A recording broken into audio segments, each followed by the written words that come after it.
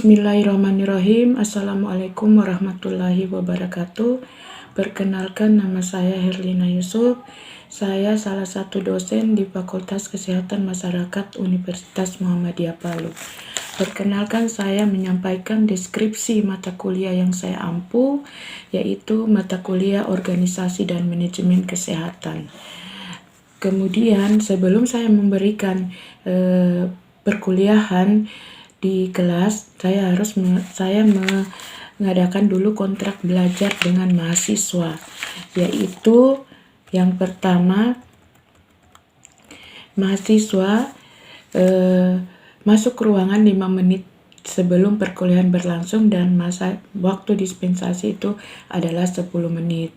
Apabila mahasiswa melanggar poin 1, maka mahasiswa harus mengambil surat keterangan permohonan untuk mengikuti mata kuliah. Kemudian mahasiswa harus memakai pakaian yang rapi, sopan, dan dilarang memainkan handphone dan laptop dan alat elektronik lainnya ketika pembelajaran sedang berlangsung. Kemudian kehadiran minimal 75%, kemudian mengumpulkan tugas tepat waktu, dan paling lambat apabila mahasiswa lambat mengumpulkan tugas, tentunya nilainya akan berkurang dari nilai yang sebelumnya. Kemudian mahasiswa harus mentaati kontrak belajar. Adapun indikator penilaian yang saya sampaikan kepada mahasiswa yaitu yang pertama kehadiran 15%, kemudian tugas 20%, kemudian UTS ujian tengah semester 20% dan UAS 35%. Materi yang akan kami sampaikan di mata kuliah Organisasi dan Manajemen ini adalah mahasiswa mampu menjelaskan apa itu organisasi, kemudian fungsi organisasi, tujuan organisasi, dan struktur organisasi. Kemudian mahasiswa juga mampu menjelaskan organisasi dan manajemen kesehatan. Kemudian mahasiswa harus menjelaskan tentang apa itu manajemen, fungsi daripada manajemen, jenis-jenis manajemen dan prinsip-prinsip manajemen. Kemudian juga harus mampu mengetahui teori dan konsep dasar manajemen. Dan selanjutnya mahasiswa harus mampu mengetahui dan menjelaskan konsep dasar manajemen sumber daya manusia kesehatan dalam perencanaan dan pengelolaan organisasi layanan kesehatan. Kemudian mahasiswa harus mampu menjelaskan prinsip manajemen keuangan dalam organisasi kesehatan. Dan selanjutnya mahasiswa juga mampu menjelaskan tentang prinsip-prinsip dasar manajemen dalam sarana prasarana peralatan atau logistik dalam organisasi kesehatan. Dan mahasiswa harus mampu menjelaskan manajemen pelayanan kesehatan di puskesmas, rumah sakit, dan mahasiswa mampu menjelaskan kepemimpinan yang dalam di bidang kesehatan kesehatan. Demikian apa yang saya sampaikan, dan selanjutnya saya akan menampilkan video micro teaching yang telah saya lakukan. Terima kasih. Assalamualaikum warahmatullahi wabarakatuh. Oke, kita mulai.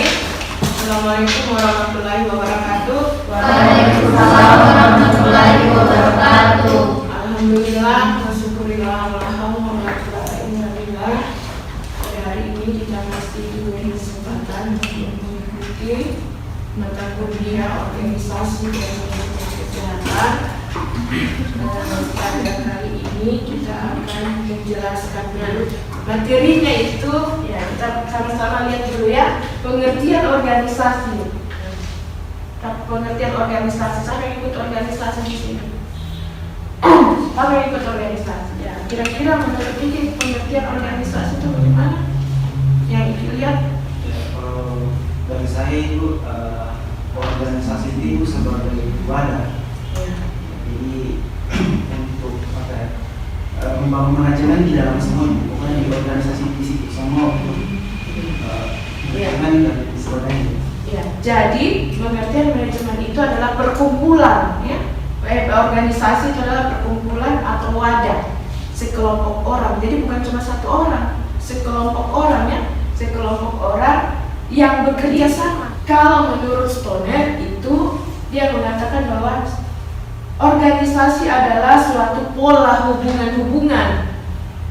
Terus yang melalui orang-orang di bawah pengarahan manajer tujuan bersama. Jadi pola, ya, pola itu apa sebenarnya? Kira-kira yang pola atau apa? Pola itu kayak bentuk. Ya, bentuk, ya. Ya, pola itu adalah bentuk hubungan-hubungan. Nah, hubungan-hubungan yang melalui orang-orang di bawah pengarahan manajer. Kemudian pasti ada satu tujuannya, ya, di bawah pengarahan hubungan orang-orang di bawah pengarahan manajer. Jadi dalam organisasi itu ada yang namanya manajer atau biasa kita sebut dengan ketua, ya.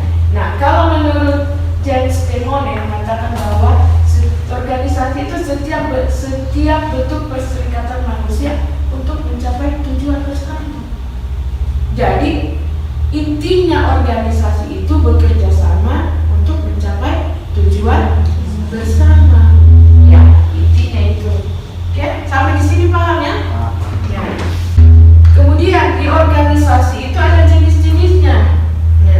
Ada jenis organisasi politik, kemudian ada yang bertugas untuk menyelenggarakan negara. Ya. Kira-kira siapa itu? Pemerintah. Kemudian organisasi bisnis. Ada namanya organisasi bisnis. Kemudian ada organisasi profesi. Dokter, bidan, perawat, ya, itu. Kemudian ada organisasi sosial. Apa itu? Organisasi sosial kemasyarakatan. Nah, itulah jenis-jenis organisasi, ya. Organisasi politik, organisasi bisnis, organisasi profesi, dan organisasi sosial. Kira-kira macam apa itu organisasi sosial? Seperti apa? Badan amal. Ya, keras suara dulu. Apa? Badan amal. Badan amal organisasi sosial. Ya, kayak juga organisasi sosial. Bukan. Sosial? Bukan. Organisasi mahasiswa, ya. Nah, kemudian dua berdasarkan lalu lintas kekuasaan, ya, lalu lintas kekuasaan berdasarkan sifat hubungan personal. Jadi misalnya begini, kalau kita mengajak kalau kita ada satu wadah organisasi, ada sifatnya saling pribadi, berarti saya mengajak misalnya Yusri, ayo saya ikut organisasi apa gitu. Nah, kalau Yusri suka dengan organisasi itu dia pasti ikut saya. Jadi kita berkumpul di situ organisasi. Kemudian berdasarkan kehidupan dalam masyarakat. Organisasi apa? Kalau di RT itu ada pengajian. Ya, dari perkumpulan pengajian itu dibikin organisasi. Siapa ketuanya, siapa sekretarisnya, siapa bendaharanya. Itu disebut organisasi.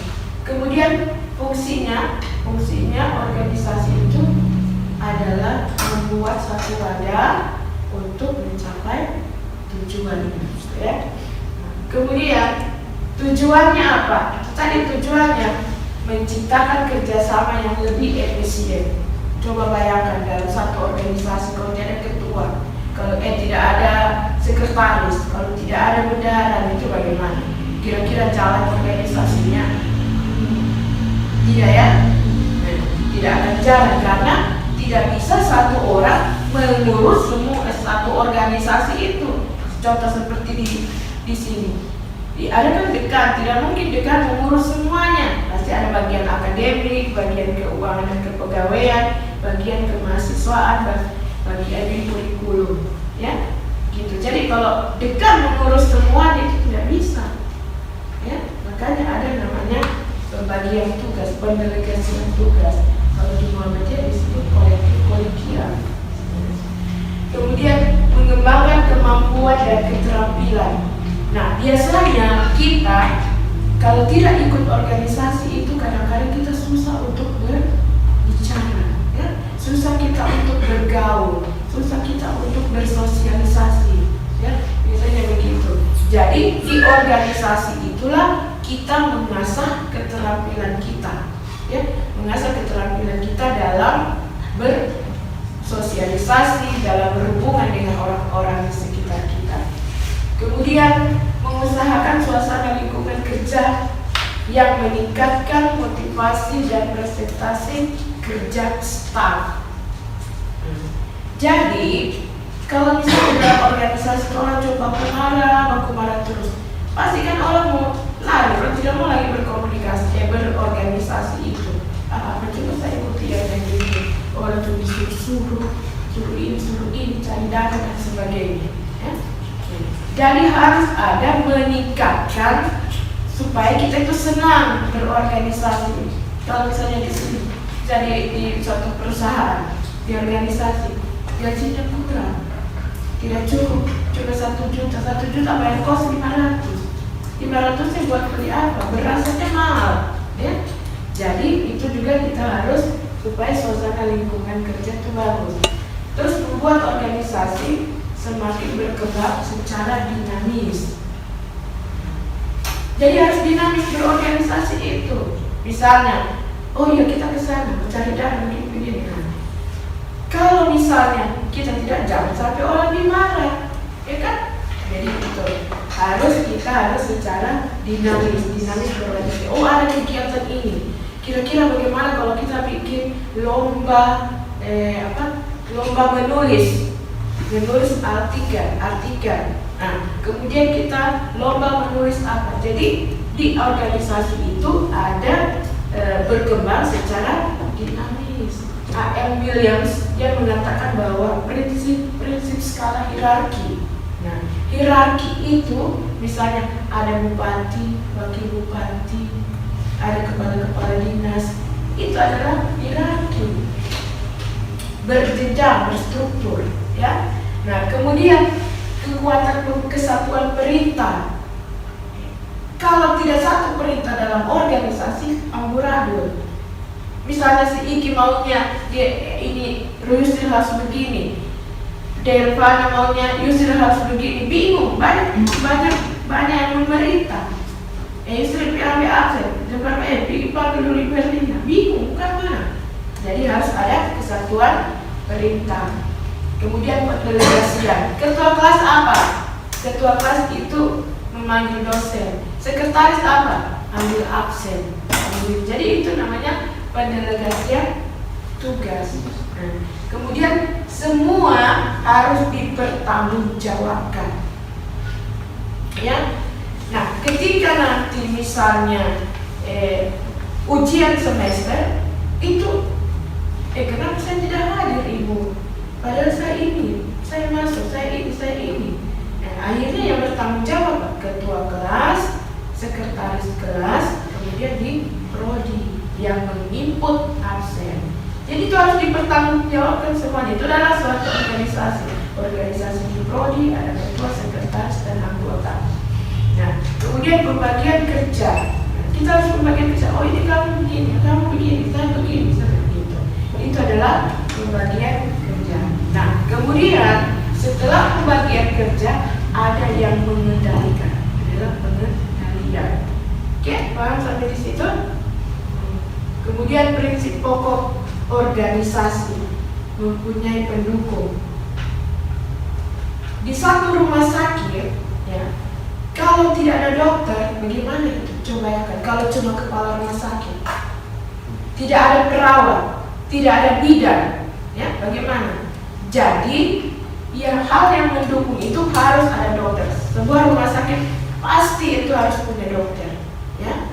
Punya dokter, ada di situ bidan, ada di situ perawat, ada di situ juga staff, ya, cleaning service, tukang parkir, ya. Itu semua bisa kita teliti, ya. Kemudian mempunyai tujuan. Rumah sakit itu tujuannya apa sebenarnya? Meningkatkan derajat kesehatan supaya orang lebih sehat. Ya. Kemudian kegiatannya apa? Kegiatan di rumah sakit adalah melayani masyarakat, melayani pasien. Jangan salah, di rumah sakit juga ada orang sehat, ya. Karena apa? Dia memeriksakan kesehatannya. Ada fenomena dulu itu, waktu kalau tidak salah tahun 2015 itu, orang biasanya mau masuk ke rumah sakit itu padahal dia tidak sakit, karena bagusnya pelayanan di rumah sakit, kualitasnya bagus, ya. Nah, di situ bagusnya ada tempat parkir, ya. Ada tempat parkir. Kemudian pas kita masuk di depan rumah sakit di lobby itu, kita diterima dengan baik, dengan senyum yang ikhlas, dengan ramah.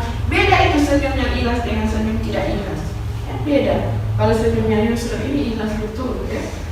Ya, jadi coba kamu bayangkan kalau kamu pergi di rumah sakit baru diterima, tidak ada senyumnya, itu orang yang menerima kita yang tidak sakit tambah sakit, ya kan? Kita tambah sakit. Nah itu yang pertama, pelayanannya itu pendukung, ya, pendukung. Jadi pas kita masuk rumah sakit itu apalagi pelayanannya, sakit apa yang bisa saya bantu, itu kan enak, ya.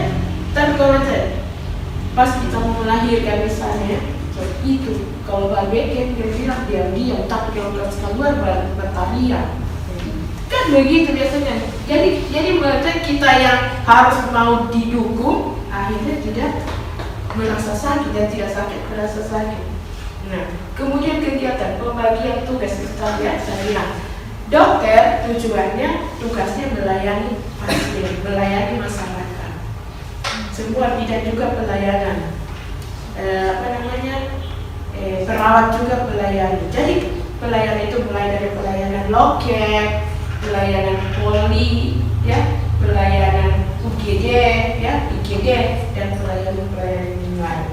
Nah, kemudian perangkat organisasi itu sudah ada kepala rumah sakit, ada sekretaris rumah sakit, ada kepala bagian ini, kepala bagian itu, kepala bagian itu, ya, ada sanitasi lingkungan, ya. Kemudian pembagian dan pendelegasikan wewenang. Nah, kepala rumah sakit itu apa wewenangnya? Bidan itu apa wewenangnya? Dokter itu apa wewenangnya? Prinsip daripada organisasi itu harus ada pendukung, harus punya tujuan, harus punya kegiatan. Kalau di rumah sakit ada kegiatan gimana? Kemudian harus ada pembagian tugas, harus ada perangkat organisasi itu, organisasi sebuah rumah sakit. Kemudian ada pembagian pendelegasian wewenang dan kesatuan perintah. Kesatuan perintah tahu? Apa kesatuan perintah? Satu perintah, ya, tidak boleh banyak perintah, jadi bingung orang. Kemudian tujuan sudah tadi, fungsi organisasi, struktur organisasi. Nah, struktur organisasi ada tingkatan berisi pembagian tugas dan peran perorangan berdasarkan jabatan. Dalam satu wilayah ada yang disebut gubernur, ada kepala dinas yang urus kesehatan, ada kepala dinas yang urus sosial, ada kepala dinas yang urus kebencanaan. Kemudian kita melangkah ke tentang manajemen, ya. Karena kita harus belajar tentang manajemen. Manajemen bisa lihat ini, bisa, ya. Manajemen sebagai satu sistem, manajemen dipandang sebagai suatu kerangka kerja yang terdiri atas berbagai bagian, ya. Kemudian yang saling berhubungan dan diarahkan dalam rangka pencapaian tujuan. Organisasi punya tujuan, manajemen juga punya tujuan. Kemudian manajemen suatu proses. Manajemen itu adalah proses untuk mencapai tujuan. Kalau organisasi adalah wadahnya, juga mencapai tujuan. Manusia itu adalah merupakan sumber daya yang paling penting. Kenapa? Coba bayangkan dalam satu rumah sakit kalau SDM yang kurang, ya. SDM-nya kurang. Datang saya misalnya sekarang ini kan di rumah sakit itu sistem pendaftaran itu harus pakai online, ya, ya kan, pakai online. Nah bayangkan kalau di rumah sakit itu stafnya tidak tahu menggunakan aplikasi teknologi itu. Nah, bagaimana orang mau mendaftar itu susah. Jadi supaya kenapa kita sudah pakai itu seperti itu supaya memudahkan pasien untuk mendaftar sehingga cepat dia dilayani. Jadi dalam manajemen itu semua harus punya keahlian. Dokter menjadi dokter yang ahli, bidan menjadi bidan yang ahli. Jangan sampai kalau tidak ahli itu akan malpraktek. Kalau malpraktek bahaya kita. Ya, manajemen itu diperlukan karena mencapai tujuan organisasi, menjaga keseimbangan di antara tujuan-tujuan yang saling bertentangan untuk mencapai efisiensi yang efektif. Ya, oke? OAC, ya, OAC. Dikira nama orang bukan nih? OAC itu planning, organizing,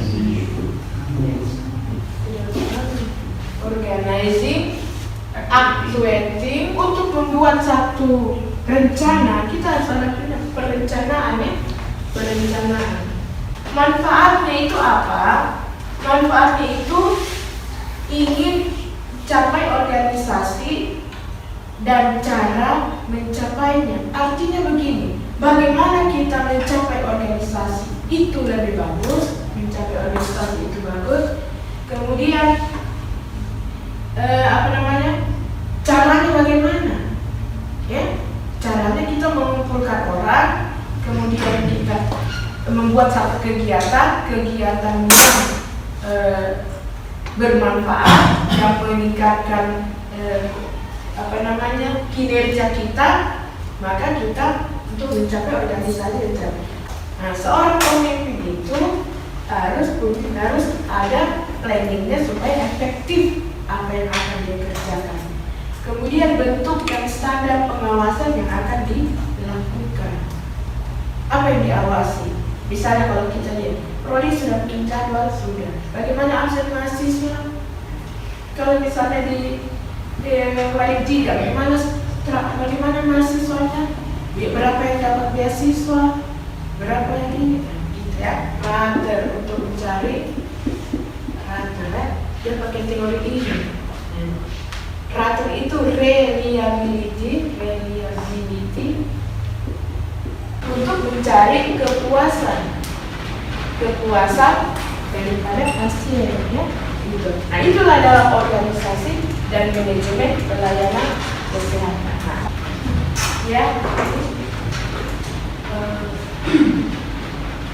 terkait manajemen pelayanan kesehatan itu berdasarkan dari pengertian dan teori yang disampaikan, kira-kira contoh yang paling spesifik dalam manajemen pelayanan kesehatan itu seperti apa itu, dan menurut Ibu apa penting rasa percaya kepada anggota lain dalam satu manajemen, karena seperti yang kita tahu biasanya ada yang melakukan itu di luar tupoksinya itu.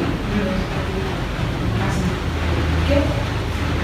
Jadi apakah penting dalam ada kepercayaan dalam manajemen sebuah organisasi? Kepercayaan itu adalah hal yang sangat penting dalam suatu organisasi. Makanya bagaimana kita supaya dipercaya, kita memperlihatkan kapasitas kita di bidang yang sudah kita diberikan. Misalnya, kalau misalnya kita diberikan kepercayaan untuk melayani pasien, kira-kira standar pelayanan pasien itu seperti apa? Nah, yang pertama, kalau melayani pasien itu, contoh saja waktu pengalaman pribadi saya tentang anak saya saya yang bungsu itu sudah 18 tahun waktu itu, ya. Tetapi dia tetap mau ke dokter A. Kenapa? Dia merasa percaya sama dokter A itu. Jadi dia tidak, maksudnya kalau dokter yang misalnya kalau asistennya yang kebetulan ada, dia tidak mau, berarti dia pulang. Tapi kalau misalnya dia ke dokter A, ya, kan ini masalah kepercayaan di pelayanan kesehatan. Kalau dia ke dokter A, baru melangkah masuk di tempat itu dia sudah merasa sehat. Tapi kenapa itu ibu bilang? Habib, kamu ini dia bilang sudah 18 tahun, sudah bukan dokter A yang menangani kamu, tapi dia merasa nyaman. Karena apa? Dia dilayani dengan senyum.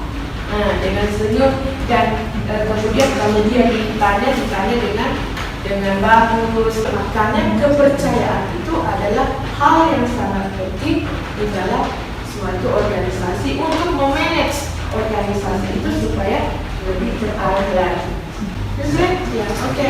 Assalamualaikum warahmatullahi wabarakatuh. Waalaikumsalam.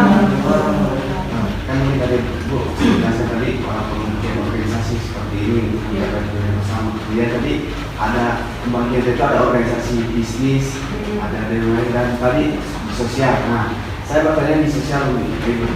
Jika tadi dibilang saya bertanyakan seberapa penting sih organisasi itu dalam masyarakat, maksudnya impactnya organisasi terhadap masyarakat seperti apa?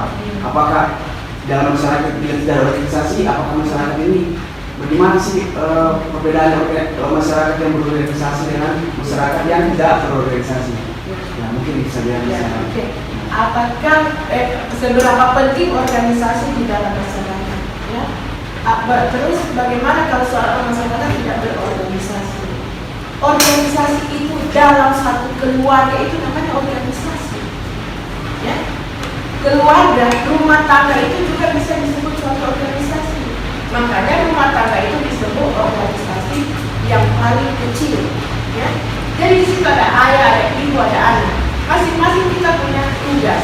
Nah, kalau misalnya dalam satu RT untuk tetangga, kalau tidak ada ketua RT bagaimana? Jadi pentingnya berorganisasi itu supaya kita teratur. Ada supaya misalnya kalau di lingkungan kita ada lingkungan kita bersih. Oh berarti kalau misalnya sudah jam 10 malam tidak bisa lagi orang berkeliaran karena sudah ada aturan dalam organisasi RT. Misalnya begitu. Nah kemudian kalau bulan Ramadan ini ada ibu ronda. Nah kalau tidak beronda bagaimana? Jadi itulah organisasi itu penting dalam masyarakat. Kemudian kalau organisasi itu tidak penting dalam masyarakat, misalnya ada organisasi sosial, ya organisasi sosial. Kalau misalnya kalau saya belum aktif di Malaysia, jadi kalau misalnya bagaimana kita berdakwah, organisasi IC itu adalah organisasi dakwah. Nah bagaimana kita bisa berdakwah meskipun hanya satu ayat yang bisa sampaikan.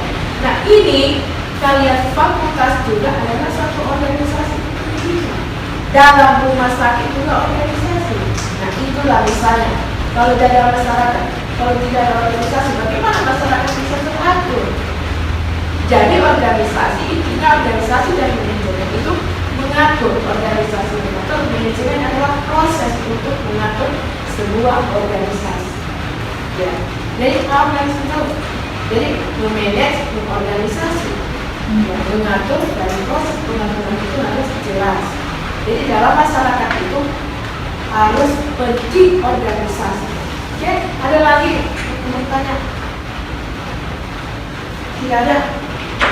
Ini tidak ada. Sudah. Ada lagi yang mau tanya?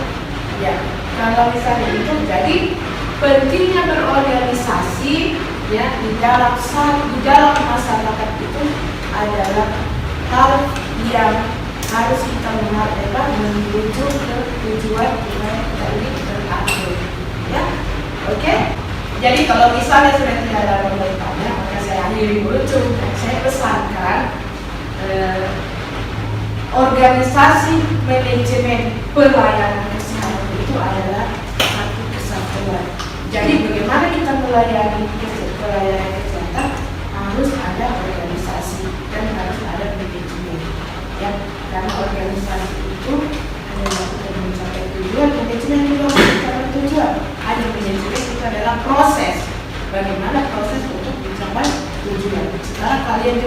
lagi dalam proses untuk mencapai sarjana kesehatan masyarakat. Jadi ada proses, semua berproses. Jadi jangan lupa planning, ada planningnya, ya. Ada rencana. Oh, rencana tahun 2000 sekian saya 2024 ya. Saya harus sarjana kesehatan masyarakat. Nah, organisasi itu apa? Harus ikuti tahap-tahap yang sudah menjadi aturan daripada fakultas. Kemudian aktuatifnya dan kontrolnya itu nanti menjadi skripsi. Oke? Saya kira itu dulu dari saya. Insya Allah nanti kita ketemu. Tidak, ini ada 2 dosen. Nanti kalau misalnya kita lanjutkan lagi pada pertemuan kedua, ya. Oke, saya kira sekian. Assalamualaikum warahmatullahi wabarakatuh. Waalaikumsalam warahmatullahi wabarakatuh.